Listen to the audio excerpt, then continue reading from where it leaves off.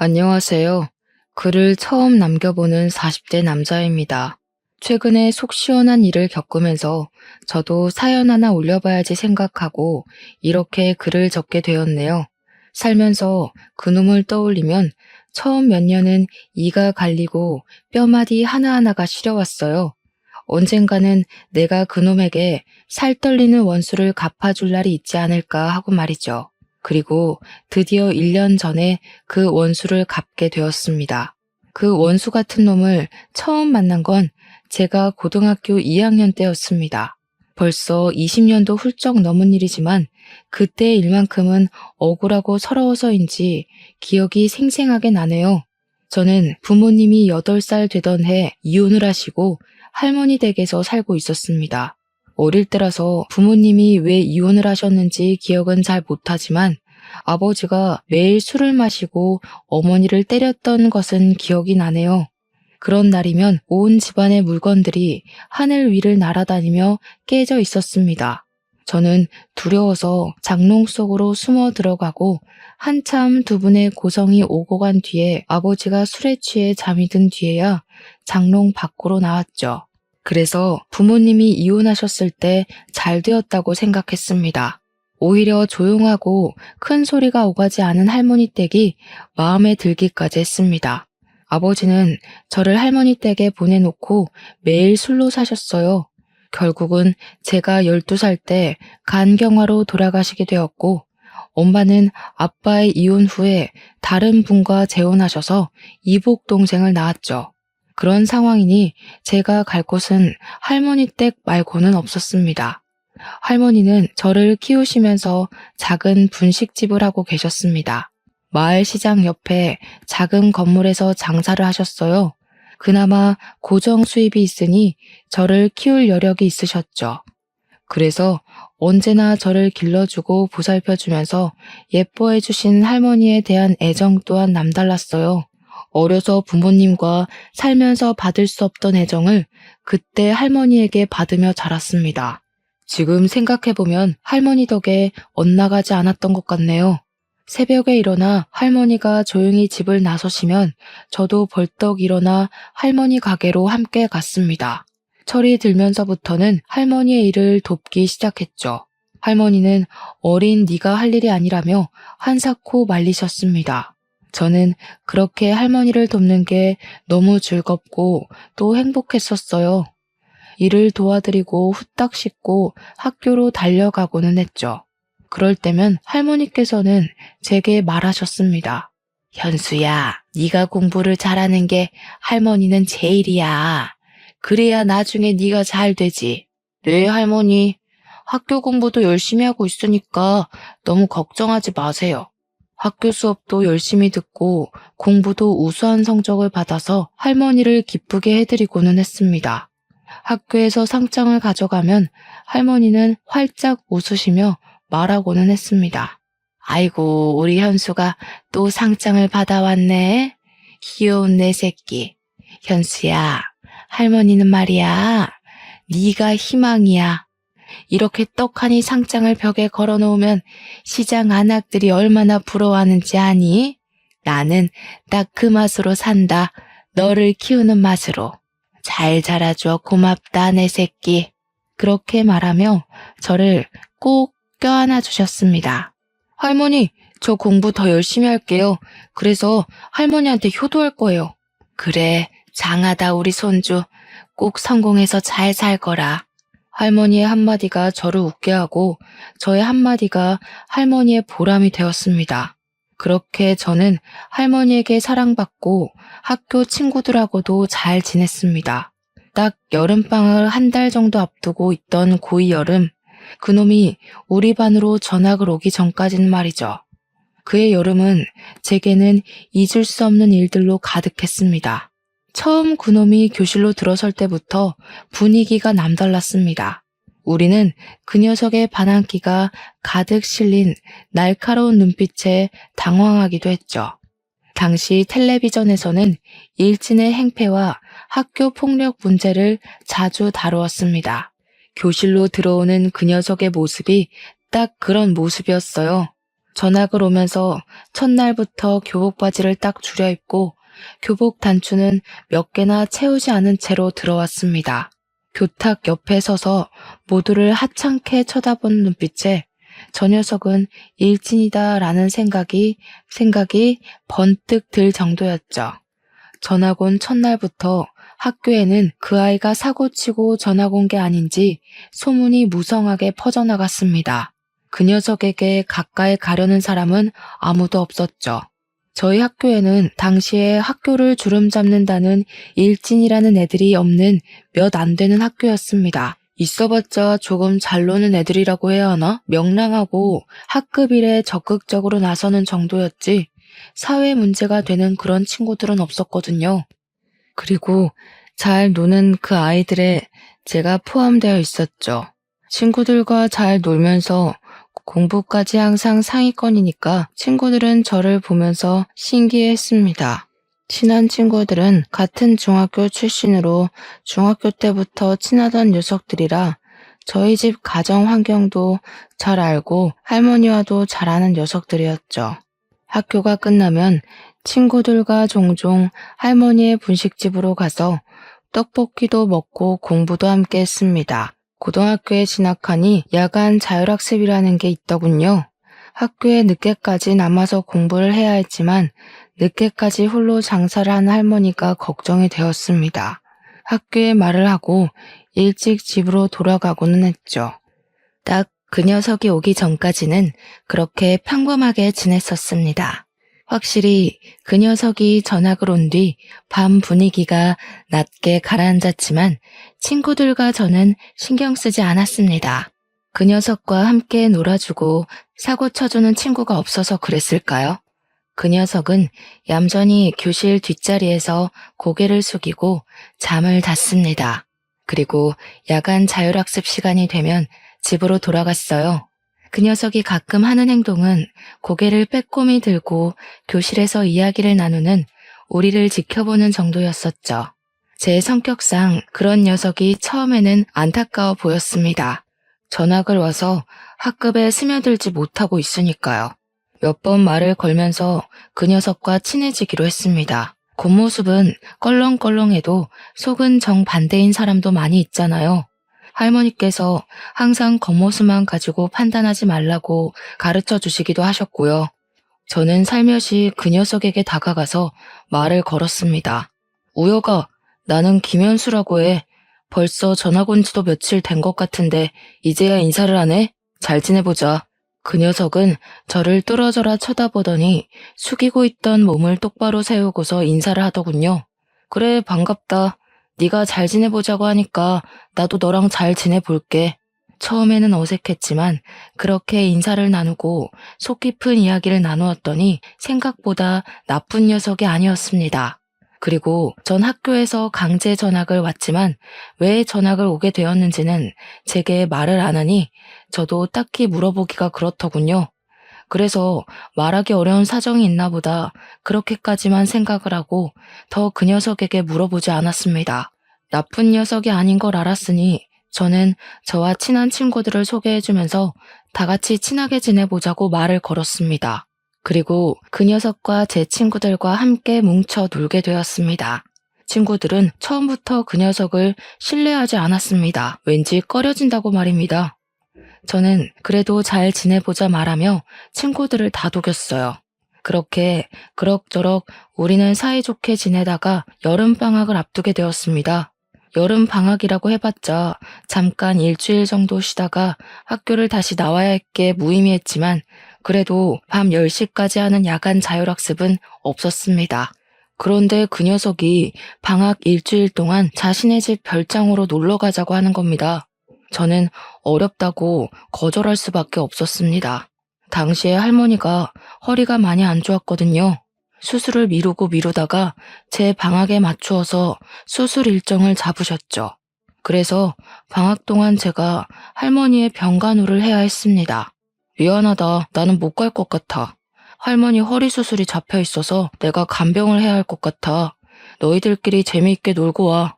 제 사정을 모르는 그 녀석은 왜 간병을 네가 해? 라는 의문의 표정을 저에게 짓더군요. 야, 왜 할머니 간병을 네가 하고 그래? 사람 써. 그럼 되지. 부모님께 사람 붙여달라고 해. 저는 그제서야 그 녀석이 제 집안 사정을 아직 모르고 있었다는 사실을 깨달았죠. 아, 나는 부모님이 안 계셔. 어릴 때 아버지가 돌아가시고 할머니랑 둘이 살고 있어서 간병을 붙일 사람이 없어. 돈도 그렇고 내가 하는 게 더 낫지. 다른 사람은 할머니가 불편해하실 수도 있으니까. 저는 아직도 그 녀석이 그때 짓던 그 오묘한 미소가 머리에 잊혀지질 않네요. 뭐랄까, 기분 나쁘게 한쪽 입꼬리만 살짝 들어올리는 그런 미소 있잖아요. 친구들은 제가 별장에 가지 못한다고 하자 친구들도 별장에 가지 않겠다고 하더군요. 아마 그때까지 그 녀석은 제 집이 가난하다는 것을 몰랐을 겁니다. 저 말고 제 친구들은 다들 잘 살았거든요. 한 녀석은 부모님이 건물 상가 임대업을 하셨고, 다른 녀석은 대기업 간부의 아버지와 어머니, 또 다른 친구는 부모님이 한의원을 운영하는 등 집도 잘 살고 놀기도 잘하는 녀석들이라서 저희 집도 당연히 그 정도 수준인 줄 착각했던 겁니다. 친구들은 항상 저를 중심으로 모였기에 그 녀석 눈에는 제가 리더처럼 보였나 봅니다. 자신은 아버지가 사업을 운영하셔서 부자라느니 그런 이야기를 자주 꺼낸 시점이 바로 딱 그 여름방학 사건 뒤부터였습니다. 야, 그거 아냐? 우리 아빠 회사에 부모가 다니는 애들 여기 몇 명이나 있는지? 한 3명은 있는 것 같은데. 누군지 알려줄까? 그 녀석은 꼭 그런 이야기를 할 때면 그 기분 나쁘게 한쪽 입꼬리를 올리기 시작했습니다. 저는 그 기분 나쁜 미소가 보기 거슬렸지만 굳이 그 녀석에게 말을 하지는 않았습니다. 굳이 그런 걸 알아야 하는 거야? 부모가 뭘 하든 우리랑 상관이 없잖아. 제가 그렇게 말하면 그 녀석은 제가 아무것도 모른다는 듯이 제 어깨를 툭 치면서 말했죠. 야, 너는 그래서 안 된다니까. 부모가 하는 일은 계급이야. 우리 아빠는 사장, 그 녀석 아빠는 우리 아빠 따까리. 그러니까 그 녀석은 내 따까리도 되는 거지. 그 녀석은 그런 말을 정말 쉽게도 내뱉는데 어이가 없었죠. 야, 그런 게 어디 있어. 거기는 엄연히 직장이고 여기는 학교인데 그렇게 연결짓는 건 무리 아니야? 그러니까 네가 그 꼬락서니로 사는 거야. 야, 학교는 졸업하면 끝이잖아. 사회에 나가면 결국 돈이 최고야. 권력이라고. 제 친구들은 그 녀석이 그런 말을 할 때면 그 녀석에게 한 소리씩 하기 시작했습니다. 야, 최우혁, 너는 사람한테 그렇게 말하는 거 아니라고 안 배웠냐? 우혁이 너 현수한테 그런 식으로 말하는 거 기분 나빠. 다시는 그런 식으로 말하지 마. 그리고 다른 애들한테도 그런 식 발언은 듣기 거북하다. 친구들이 정색을 해도 그 녀석은 자신의 집에 돈이 많다는 자랑을 하는 건 도를 넘기 시작했죠. 처음에는 녀석 입장에서 그렇게 보일 수도 있다고 생각했습니다. 저와 너무 다른 환경에서 살았고 주위의 친구들이 그런 녀석밖에 없었으면 잘못된 생각을 바로잡을 기회가 없었을 거니까요. 그리고 그렇게 툭 한마디 하면 그 다음부터는 잠시 잠잠해지고는 했습니다. 그러다가 친구들이 그 녀석과 손절하게 된 일이 생겼습니다. 저는 그날도 친구들과 이야기를 하면서 놀고 있었습니다. 평소와 다름이 없었죠. 급식을 먹고 돌아오는 길에 친구들과 몸장난을 치면서 놀았습니다. 친구와 장난을 치다가 실수로 제 손이 그 녀석의 턱을 치게 된 겁니다. 그런데 갑자기 그 녀석이 대뜸 제 멱살을 잡으면서 주먹을 들어 올리는 겁니다. 어디서 거지 같은 게 나를 치려고 해. 네가 잘해주니까 진짜 친구로 보여? 친구들은 그 녀석의 팔을 붙잡고 말렸죠. 이게 진짜 적당히 안 하냐? 내가 전에 현수한테 그런 말 하지 말라고 했지. 와, 진짜 할 말이 있고 못할 말이 있는 거야. 그런 식으로 입으로 내뱉으면 다 말인 줄 알아? 친구들 눈치를 봐서 그런지 그 녀석은 제 멱살을 잡은 손을 놓더라고요. 그런 일이 늘어나고 그 녀석이 그룹에 끼어든 이후로는 저희는 모여서 공부를 하는 것도 줄어들게 되었습니다. 성적이 한꺼번에 떨어지니 친구들은 점점 그 녀석하고 따로 뭉치기 시작을 하더군요. 야, 그냥 예전처럼 우리끼리 모이자. 우혁이가 끼고 나서는 분위기도 너무 험악해지고 애가 현수 무시하는 것도 보기 싫다. 나도 그래. 전에는 같이 모이면 공부도 하고 했는데 우혁이가 끼고 나서는 매일 놀기 시작하니까 성적이 팍 떨어졌어. 부모님께 한 소리 들었다. 그냥 전처럼 모여서 공부하면서 그렇게 지내자. 그래도 어떻게 대놓고 그렇게 무자르듯 자를 수 있겠습니까? 잘못된 것을 알려주면 그 녀석도 달라지지 않을까 했습니다. 야, 그래도 우리가 안 놀아주면 저 녀석 예전처럼 혼자 지내는 건데 그렇게 되면 우리가 우혁이 따시키는 거랑 뭐가 달라? 친구가 되었으니까 잘 말해보자. 아직 뭐가 잘못된 일인지 몰라서 그럴 수도 있잖아. 제 말에 마음이 안 내켜 하는 것 같았지만 그래도 친구들은 알겠다고 하면서 무마되는 분위기였습니다. 저는 여전히 집안 사정으로 야간 자율학습을 빼먹고 있었으니 제가 집으로 간 뒤 사정은 더욱 모르고 있었습니다. 그 사이에 친구들은 점점 그 녀석과 따로 놀기 시작했나 봅니다. 제가 있을 때는 잘 지내다가도 제가 먼저 집에 가면 말도 안 걸었나 봐요. 그 녀석은 자신이 따돌림을 당한다고 생각하고 약이 바짝 오르기 시작했죠. 그리고 그 화살은 가장 만만한 저에게 돌아왔습니다. 재미있는 이야기를 하다가도 저에게 괜히 시비 거는 말을 하면서 사람을 비꼬는 겁니다. 이번 주말에 시간이 날 것 같은데 오랜만에 뭉쳐서 영화나 보러 갈래? 재미있는 거 개봉했나? 야, 집이 가난해도 영화는 볼 돈은 있냐? 그것도 모아서 밥 사 먹을 돈이라도 만들어야 하는 거 아니야? 에이, 없이 살아도 그 정도는 아니야.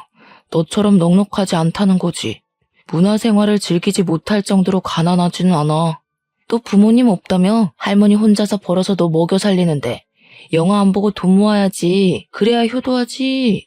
저는 그 말에 어이가 없었습니다. 이 녀석은 모든 세상을 비틀어서 보는 것인지 도무지 이해가 되지 않는 겁니다.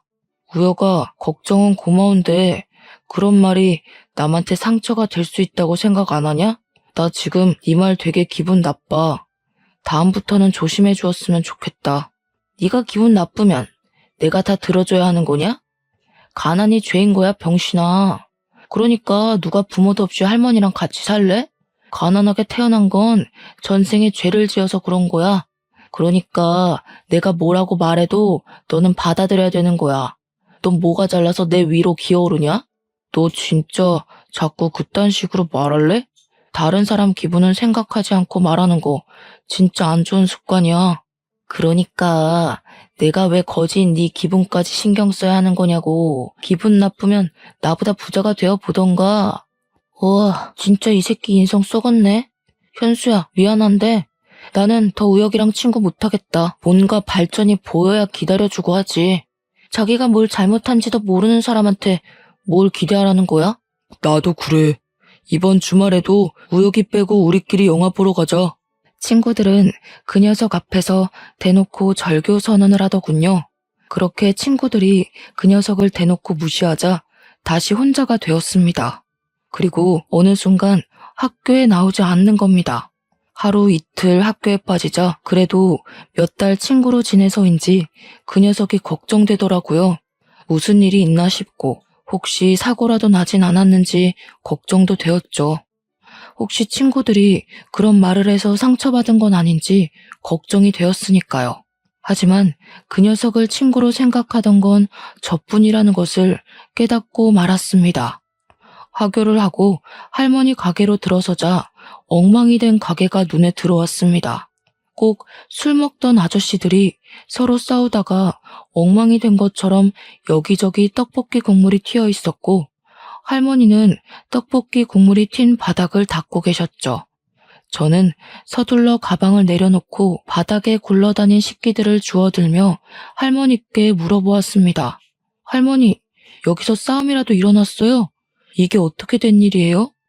왜 이렇게 엉망이 된 거예요? 할머니는 저를 보면서 깊이 숨을 내쉬면서 제 손을 꽉 잡으셨습니다. 현수야, 너 불량한 애들이랑 어울리고 그러니? 아까 너의 친구라고 하는 애가 와서 떡볶이가 맛이 없다느니 왜 이렇게 지저분하냐느니 그러면서 이렇게 난장판을 치고 갔다. 혹시 걔랑도 친구야? 이 할미는 처음 보던 친구던데 절대 불량한 친구들이랑 어울리면 안 된다. 못된 놈이 친구들을 서너 명 데리고 와서는 이렇게 난장을 치는데 지갑에서 10,000원짜리 몇 장을 두고는 이거면 됐죠 하면서 가는 게 아니니? 얼마 전부터 네가 말한 친구가 걔인 것 같은데 애가 영 쓸모가 없겠더라. 네 친구라는데 바로 신고하기도 그렇고 너한테 일단 물어보려고 기다렸다. 할머니의 말을 듣고 저는 주먹을 꽉 쥐었습니다. 할머니가 말한 녀석이 누군지 짐작이 가기 시작했으니까요. 학교를 빠지고서 한 일이 이런 일이라니. 이제 그 녀석이 친구로도 인간으로도 안 보였습니다. 할머니, 제가 잘 말할게요. 일어나세요. 허리 아프세요. 제가 치우겠습니다. 네가 어떻게 다 치운다고 그러는 거니? 너는 손대지 말고 가서 공부해. 이런 건 내가 해도 충분해. 저는 억지로 할머니를 일으키고 가게를 정리하기 시작했습니다. 그리고 내일 학교에 가면 그 녀석의 집 주소를 알아보고 찾아가 봐야겠다고 생각했죠. 이렇게 가만히 있자니 분해서 피가 끓어오르는 겁니다. 저에게 그러는 것은 용서해도 할머니를 건드리는 것은 절대 용서 못할 일이었습니다. 다음날 학교에 가니 그럴 필요 없이 그 녀석이 학교에 나와 있더라고요. 저는 그 녀석을 보자마자 바로 날려가 날라차기로 녀석의 얼굴을 날려버렸습니다. 갑작스럽게 저에게 맞은 녀석은 두 눈을 동그랗게 뜨고 저를 바라보았습니다.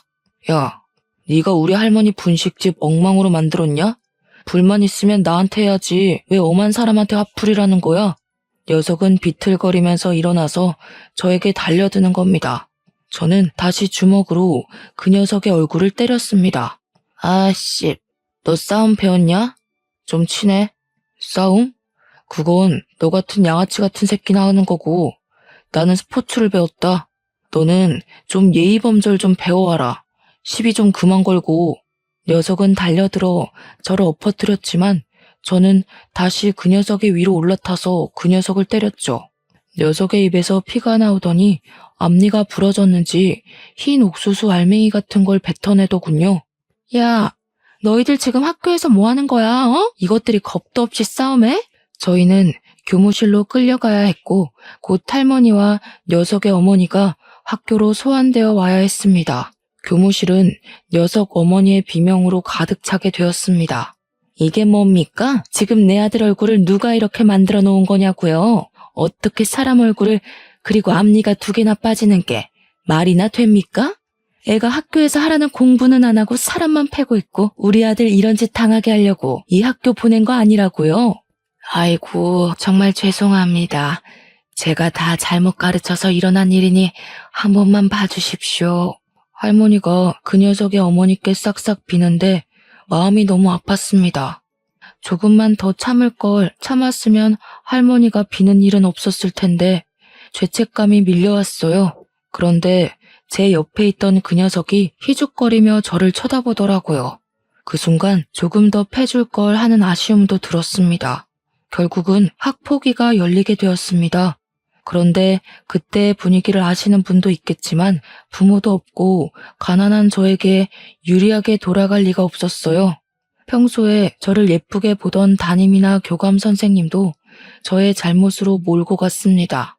그리고 그 녀석의 어머님과 바쁘게 주고받는 눈빛을 보아하니 촌지를 받은 게 분명해 보이더군요. 이건 명백한 현수의 잘못입니다. 어디서 신성한 학교에서 싸움을 벌입니까? 저는 항상 아이들에게 이곳은 학문을 성취하는 곳이라고 가르쳐 왔습니다. 이렇게 문제를 일으키는 학생을 계속 제 반에 그리고 학교에 두면 안 된다고 생각합니다. 그럼요, 김 선생. 참 옳은 말 잘하셨습니다. 한번 사고치고 문제를 일으키는 애들은 또 그럽니다. 어릴 때 싹을 잘라버려야죠. 저는 돈에 못 이겨 교육자가 지녀야 할 자존심을 버린 두 분을 보고 더는 이 학교에 다니기가 싫었습니다. 아이고, 선생님, 아직 어린애들이 뭘 알겠습니까? 아직 치기 어린 혈기에 사고친 걸 너그럽게 용서해 주시면 안 되겠습니까? 제가 이렇게 빌겠습니다. 할머니는 자리에서 일어나서 선생님과 그 녀석의 어머니 앞에서 무릎을 꿇고 빌었습니다. 저는 그 모습에 눈이 돌아버리고 말았어요. 할머니, 저 사람들한테 왜 빌어요? 그럴 가치도 없는 사람들인데. 당장 일어나요. 저는 소리를 꽥 지르고 할머니를 붙잡아 일으켜 세웠습니다. 저는 학생으로서 두 분을 정말 존경했습니다. 하지만 지금 그 존경심이 땅으로 떨어졌네요. 돈이 뭐라고. 한 번도 제가 왜 저 녀석을 때리게 되었는지 물어보셨나요? 물론 제가 친구를 그것도 학교에서 때린 건 100번 양보해서 잘못했다고 생각합니다. 하지만 지금 제게 보여주신 모습을 보니 제가 스승님을 잘못 골랐네요. 자퇴하겠습니다. 이런 사람들한테서 배울 게 없다고 생각해서요. 퇴학을 당한 게 아니라 저는 스스로 자퇴한 겁니다. 그렇게 말하고 저는 할머니의 손을 꽉 잡았고 학교를 나왔습니다. 할머니는 집으로 돌아가는 내내 눈물을 흘리셨어요. 가서 빌어라, 현수야. 이렇게 학교를 그만두면 어쩌자는 거니? 네 미래는 생각 안 할 거야? 앞으로 어떻게 하려고 그러는 거야? 할머니는 제가 저렇게 양심 없는 사람들 밑에서 공부를 배울 수 있을 거라고 생각하세요? 걱정 마세요. 검정고시 볼 거예요. 아이고, 그래도 이렇게 가는 건 아니다. 사람은 사람 속에 살아야지. 학생은 학생에게 맞는 곳이 있는 법이야. 저도 사람 속에 살려고 하는 겁니다. 사람다운 사람들 속에서 살고 싶어요. 저는 그날 이후로 할머니의 가게를 도와드리면서 틈틈이 검정고시 시험을 준비하게 되었죠. 그러는 사이에도 그 녀석은 자신의 예전 친구들을 이끌고 가게로 다시 찾아와 할머니를 향해 깽판을 치는 겁니다. 저는 그 녀석의 멱살을 잡았습니다. 야, 여기가 어디라고 네가 찾아와? 눈에 보이는 게 없어? 다른 이도 빠지게 만들어줄까? 해볼래? 왜? 이제 나 때리고 감방에 가려고? 엄마가 그때 경찰에 신고한다는 거 내가 그래도 몇 달의 정을 생각해서 그러지 말라고 한 거야. 알기나 하냐? 야, 담임이랑 교감 봤지? 너 평소에 이뻐하더니 우리 엄마가 몇 푼 찔러주니까 바로 너 버리더라? 현수야, 이게 계급이고 이게 현실이야. 네가 아무리 발버둥 쳐도 못 올라오는 곳에 내가 사는 거라고. 그러네. 어쩐지 구린내가 나는 게 사람이 아닌데 사람 대접해줬었네. 다시는 오지 말고 꺼져. 저는 그 녀석을 밀쳐냈습니다. 그런데 그 녀석이 희죽거리며 웃기 시작하는 겁니다. 야, 시끄럽고 가게나 빼. 이 건물 우리 엄마가 샀어. 네 할머니는 꼭 자리도 안 좋고 목도 안 좋은데 가게를 차리냐? 좀 좋은 데서 장사하면 좋았을 건데 헛돈 쓴 게 아니면 좋겠다. 저는 어이가 없어서 그 녀석을 노려보았습니다. 온전히 저희를 내쫓고 괴롭히고 싶어서 건물을 사다니 인간이 아니었죠. 우리는 그렇게 오랫동안 장사를 하던 낡은 가게에서조차 쫓겨나게 되었습니다. 할머니의 생계가 사라지자 제가 나서서 일해야 했습니다. 고등학교 자퇴와 미성년자라는 이유로 마땅한 일자리를 찾지 못했습니다. 제가 할 수 있는 일은 취업이 쉽도록 검정고시를 하루라도 빨리 따야 하는 것이었죠. 매일 밤 열심히 공부한 저는 검정고시에 합격하게 되었습니다. 시험 합격 통지서를 보고 할머니는 그제야 완전히 안심하시더군요. 검정고시에 합격하니 겨우 공장에 취직할 수 있었습니다. 그렇게 1, 2년은 직장에 들어가 일단 돈을 벌자 싶었어요. 그때 할머니가 저에게 서류를 보여주면서 말씀을 하셨습니다. 저기 알아보니까 구청의 허가를 받고 노점상을 할 수 있다는구나. 가게 보증금 받아놓은 거 있으니 이걸로 노점상을 해볼까 한다. 하지만 노점상은 춥고 힘들 거예요. 할머니 아직도 허리가 시리다면서요. 오래 서서 일해야 하는데 가게에서 일하는 거랑 차원이 다르다고요. 그래도 평생 해오던 일을 안 하자니 너무 힘이 든다. 조금이라도 움직여야 늙지도 않고 너 대학 등록금이라도 벌지. 그 시험 보면 너 대학 갈 수 있다고 하지 않았어? 저는 대학은 애초에 포기하고 있었는데 할머니는 저를 대학까지 보낼 생각을 하고 계셨습니다. 저 대학 안 갈 거예요. 지금이 좋아요. 지금처럼 일하면서 돈 벌 거예요. 그게 무슨 소리야? 대학을 왜 안 가? 그럼 지금처럼 살겠다는 거냐?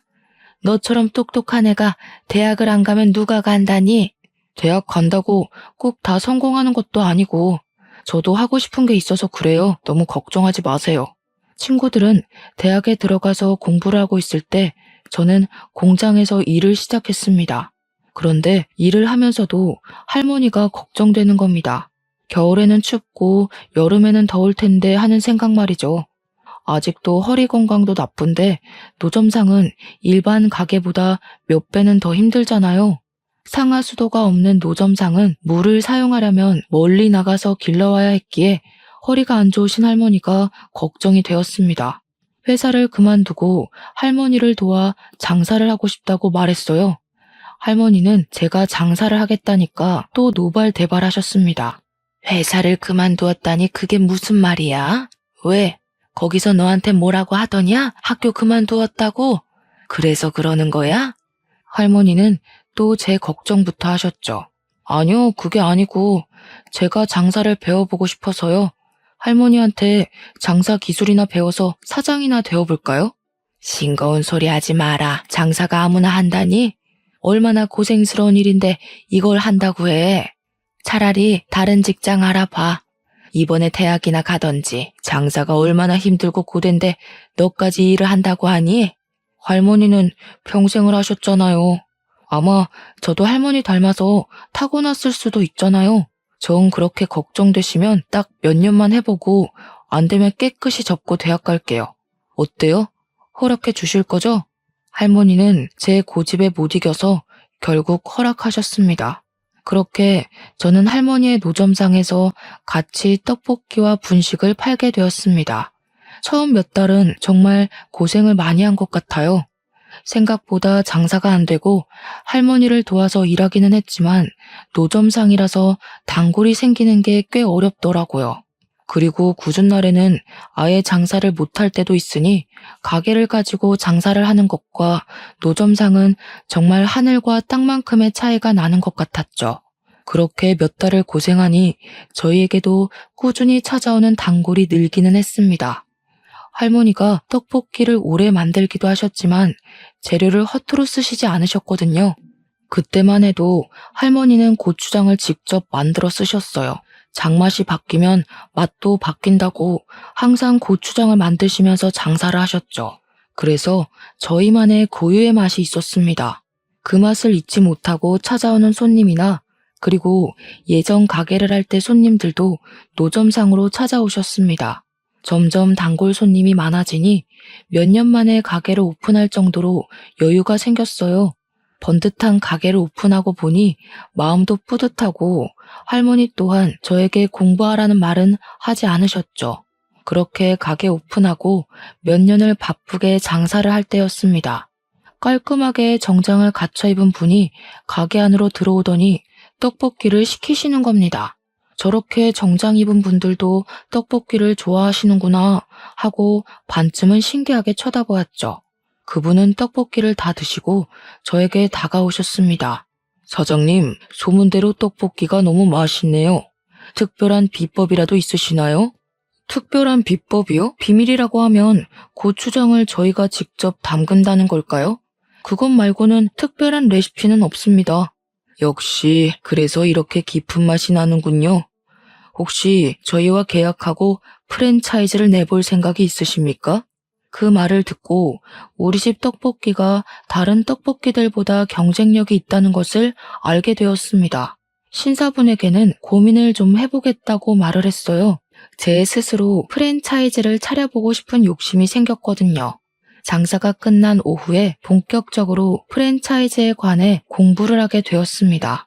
프랜차이즈는 고유한 맛을 어떻게 일관되게 유지하면서 여러 점포를 유지하는지가 가장 중요하더군요. 그러면서 유통과 공장형 재료를 만들 것 등등 생각보다 복잡한 작업이었습니다. 저는 국가사업으로 청년 지원을 받아서 공장을 세우고 할머니의 장맛을 유지하면서 고추장을 대량 생산하는 연구를 하기 시작했습니다. 제가 거기에 매달리는 동안은 할머니께서 사람을 써서 가게를 운영하셨죠. 그렇게 2년 정도를 공들인 결과 할머니 장맛을 유지한 떡볶이 소스를 개발하게 되었습니다. 떡볶이 소스를 만들고 프랜차이즈 사업을 시작하게 되었죠. 그렇게 사업을 시작하니 특색 있는 소스 덕분에 프랜차이즈를 하고 싶다고 많은 분들이 찾아왔습니다. 다들 자리를 잡아가고 사업이 안정을 찾아가니 점점 자신감을 가지게 되었습니다. 다른 사업에도 발을 넓히게 되었어요. 요식업 중심의 프랜차이즈를 개발하는 업체로 키워나가고 싶었죠. 좋은 아이템을 발견하면 그것을 다시 연구하고 개발하면서 새로운 프랜차이즈 사업체로 오픈하는 겁니다. 떡볶이 사업의 뒤를 이어 핫도그 사업까지 대박을 치게 되면서 전문 프랜차이즈 기업으로 발전하게 되었습니다. 그리고 바로 1년 전에 저는 새로운 프랜차이즈점을 오픈하면서 그놈을 다시 만나게 되었습니다. 수십 명의 사람을 모아놓고 프랜차이즈 사업주를 모집하는 설명회를 열게 되었죠. 한참 설명하고 있는데 익숙한 얼굴이 보이는 겁니다. 저를 보고 그 녀석도 놀랬는지 제가 쳐다보니까 고개를 쓱 돌리면서 제 얼굴을 회피하더라고요. 저는 설명회가 끝나고 일부러 그 녀석에게 다가갔습니다. 저를 본 그 녀석의 얼굴이 점점 굳어가면서 당황하는 기색이 역력해 보였죠. 저는 손을 내밀면서 악수를 권했습니다. 잘 살았어? 어떻게 이렇게 만나지? 나는 너를 다시 만날 줄은 생각하지도 못하고 있었는데. 참 운명이라는 게 짓궂기도 하네. 앞니는 잘 심어놨네? 아, 앞니 임플란트 했지. 나는 뭐 잘 살았어. 너도 좋아 보이네. 이런 큰 사업을 하고 잘 사니까 보기 좋다. 저는 그 녀석의 말에 정말 웃음만 나오는 겁니다. 말은 그렇게 해도 똥 씹은 표정을 하고 있었으니까요. 그런데 정말 나는 여기서 너를 볼지 몰랐어. 너희 아버지가 큰 사업을 하고 계시다고 했잖아? 우리 반에도 너희 아버지 회사에 다니는 애들이 많다고 하지 않았나? 그런 큰 기업을 물려받을 줄 알았는데 보통 우리 사업 파트너분들은 너희 아버지 같은 큰 회사에 다니다가 퇴직금으로 남은 여생을 보내려고 찾아오는 분들이 많아. 아니면 젊어서 요식업 사업에 큰 꿈을 가지고 있는 분들도 있고. 그런데 너는 둘 다 아닐 것 같은데? 저는 그 녀석의 사정을 한눈에 알아보았지만 일부러 말끝을 흐렸습니다. 사람 일이 그렇게 쉽게 풀리면 좋지. 고등학교 졸업하고 아버지가 밀려 들어오는 어음을 갚지 못하고 회사가 부도가 나버렸어. 그래서 집안이 빚더미 안게 되고 대학도 졸업 못하고 나도 바로 일을 시작했어. 그리고 내가 얼마나 어리석었는지 알게 되었어. 그동안 너무 미안해. 이렇게 말한다고 용서가 안 된다는 건 알고 있지만 그때는 너무 어렸잖아. 뭐 어린애처럼 무릎 꿇고 빌길 원하는 건 아니지? 18살이면 알 것 다 아는 나이지 않아? 주민등록증도 나오는 나이인데 어떻게 어리다고만 하겠어. 그때 나는 분명 너한테 그건 나쁜 짓이라고 충고도 여러 번 주었던 것 같은데 넌 내 말이나 친구들 말은 듣는 척도 하지 않았잖아. 근데 너의 그 질 나쁜 친구들이랑은 잘 지내는 거야? 우리 친구들은 잘 지내고 있는데 그 녀석은 갑자기 허리를 굽히면서 저에게 미안하다고 하는 겁니다. 현수야, 정말 미안해. 제발 옛날 일은 잊어주라. 벌써 20년도 넘은 이야기잖아. 옛날 이야기 꺼내서 너한테 좋을 거 하나도 없을 거 아니야. 나한테 안 좋을 건 뭔데? 아, 고등학교 때 자퇴한 거 내 잘못도 아닌데 자퇴한 게 잘못인가? 내가 누구 때문에 그렇게 되었는지 너는 알잖아. 그러지 말고 일어나. 네가 자꾸 그러면 다른 사람이 나를 이상하게 보잖아. 나는 너처럼 네 가난을 가지고 모욕하지도 너의 노모를 괴롭히지도 않았는데 이건 너무 불공평하잖아.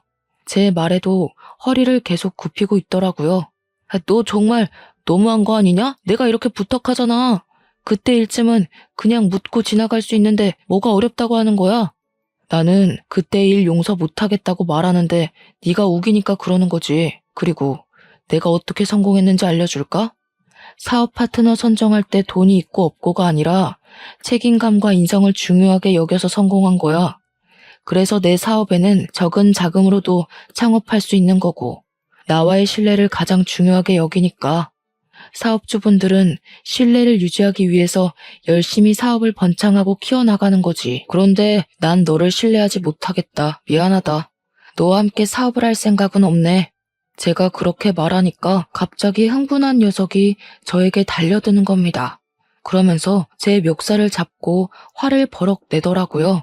원래는 아무것도 가진 게 없던 놈이 양복 입고 몇 번 운 좋게 성공하니까 눈에 보이는 게 없지? 응.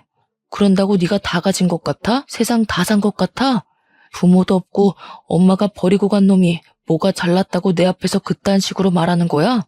그러니까 말이야. 아무것도 없던 네가 왜 나한테 이러는지 모르겠어. 넌 네 손에 쥔 것들이 다 네 것이라고 착각했나 보네. 넌 처음부터 아무것도 한 게 없는데 말이야. 다 너희 아버지가 이룬 거 아니야? 그런데 왜 이렇게 당당하게 구는 거야? 결국 하나도 없이 다 이뤘잖아. 그래서 고소하냐?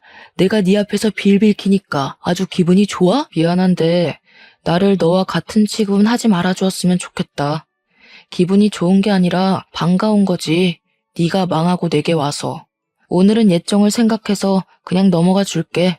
보안팀, 여기 내 친구분 좀 밖으로 모셔다 드려. 녀석은 나가면서까지 화를 버럭 내며 보안팀의 화풀이를 하고는 자기 발로 나가버렸습니다. 그 뒤로 아는 사업체 사장들과 이야기를 나누게 되었습니다. 이미 저와 악연이 입을 타고 이곳저곳 흘러들어갔는지 여러 곳을 기웃대었지만 그 녀석의 인성을 아는 타 프랜차이즈 업체들은 다 거절을 했다고 하네요. 자업자득이었겠죠. 그리고 들리는 말에는 홀로 가게를 오픈하게 되었지만 사업 기술도 장사 머리도 없었던 녀석은 1년도 안 되어 폐업을 신청했다고 합니다. 이 세상은 공짜라는 게 없는 세상인데 말이죠. 그 녀석의 아버지 사업이 망하지 않고 예정대로 사업을 물려받았다고 해도 그 사업이 예전처럼 잘 되었을까요? 저는 아니라고 생각합니다. 결국 이 세계도 피비린내 나는 전쟁터이고 언제나 새로운 걸 받아들이고 노력하지 않으면 도태되어 버리는 곳이니까요. 사람의 인생이라는 게 살면 살수록 모를 일인 것 같아요. 바쁘게 사느라 그 녀석의 존재조차도 거의 잊고 지냈는데 우연한 계기로 복수까지 하게 될지 꿈에도 몰랐으니까요. 그 녀석의 실패는 아버지의 능력이 자신의 능력인 듯 달고 있는 날개가 쉽게 녹아내리는 밀랍이라는 것이겠죠. 밀랍 날개를 달고 신인 것처럼 하늘 높이 날아오르려고 했던 이카로스는 결국 밀랍 날개로 나락으로 떨어졌으니까요. 저는 지금의 그 녀석을 보면 딱 이카로스의 날개가 떠오릅니다. 스스로 날개를 더 단단하고 훌륭한 것으로 만들려고 노력하고 달았다면 그 녀석이 지금처럼 바닥까지 떨어져 내리지 않았을 거라고 생각을 하거든요. 충분히 단단한 날개로 만들 수 있는 남보다 더 좋은 환경이 있었으니까요. 저의 사연은 여기까지입니다. 제가 사연을 쓴 것은 그 녀석보다 제가 잘났다고 쓴 글은 아니었습니다.